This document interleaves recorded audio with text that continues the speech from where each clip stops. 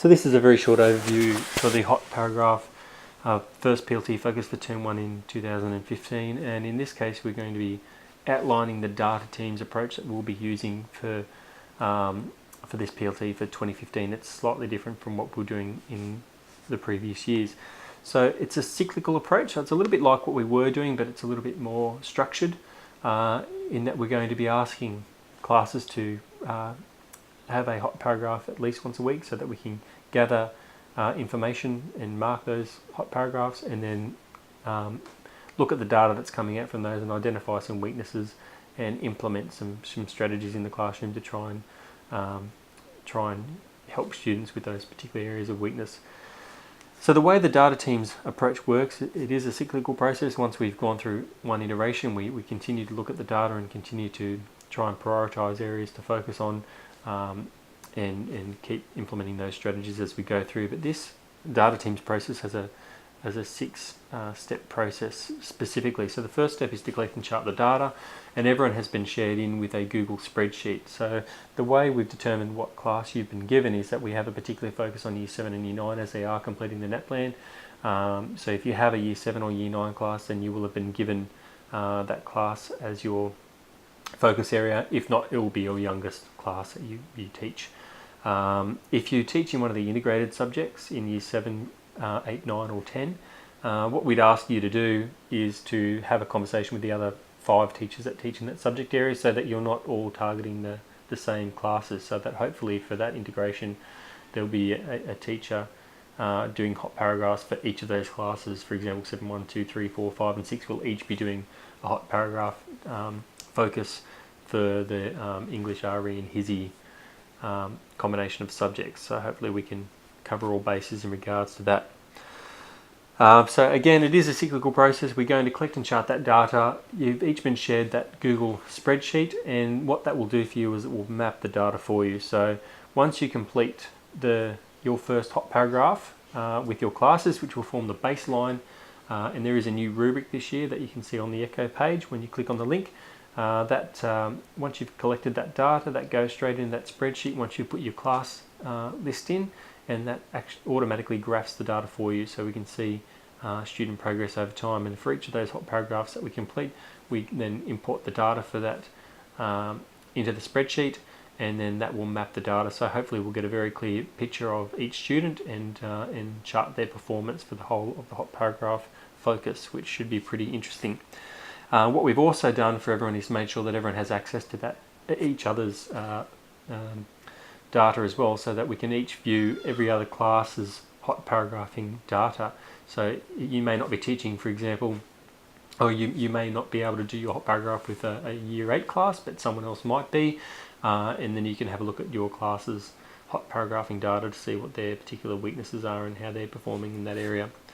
The second step is to analyse and prioritise needs. So we look at the data and we look particularly at the student work and see what are some of those common areas, and not just overall. We want to look at targeted band areas. So our A-level students, what are they all doing well, and what are they all not doing well? So what are our priorities to try and intervene and support the work of our A-level students and our B-level students, and all the way down to our E-level students? What can we do to support each of those band levels to see some improvement in their work? So what we really want to do is, for our E-level students, for them it might be writing simple sentences might be our target area. For our A-level students, it might be including additional adjectives, or it might be completing compound sentences, or it might be using more sophisticated vocabulary. It might be very different priorities and needs depending on the level. So we really want to try and differentiate the work that we're doing for this particular PLT. The third step is to set, review and revise SMART goals. So obviously for our very first iteration we'll be setting our SMART goals. So if you're not familiar with SMART goals, there's a bit of an outline of those in some of the other material, but essentially what we want to do is determine some really specific goals that we can measure and that are achievable within the time frame that we have.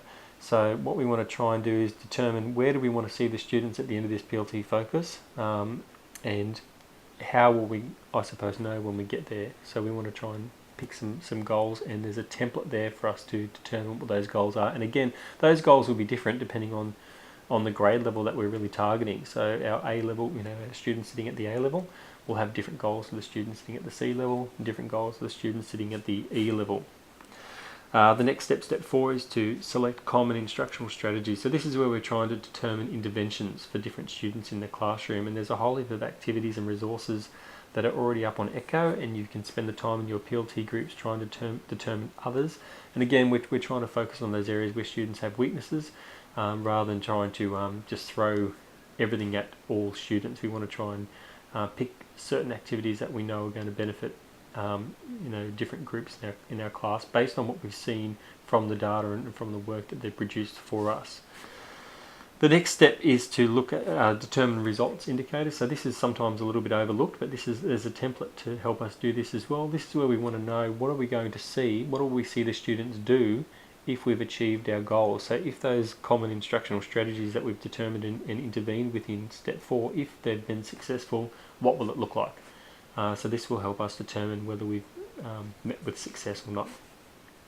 After we've done that, we've looked at the data, we've had an intervention in class, the students have done some literacy activities based on what we've seen as their weaknesses, then it's now time to focus on the next hot paragraph, which is where we'll retest the students. Essentially, they'll do another hot paragraph for us, and we can determine whether they've been more successful in this hot paragraph and by how much. So then we can continue around that process. So we collect the data again from the next hot paragraph, and then we analyse it again and reprioritise our needs as they may have changed, and then the process continues on and it continues to cycle through for the remainder of the PLT focus. So again, it will be really exciting to be able to look at everyone's data as we go through this process and see how the students are improving, and be able to look at each other's data to try and see that we're making some improvements for our students in the area of writing.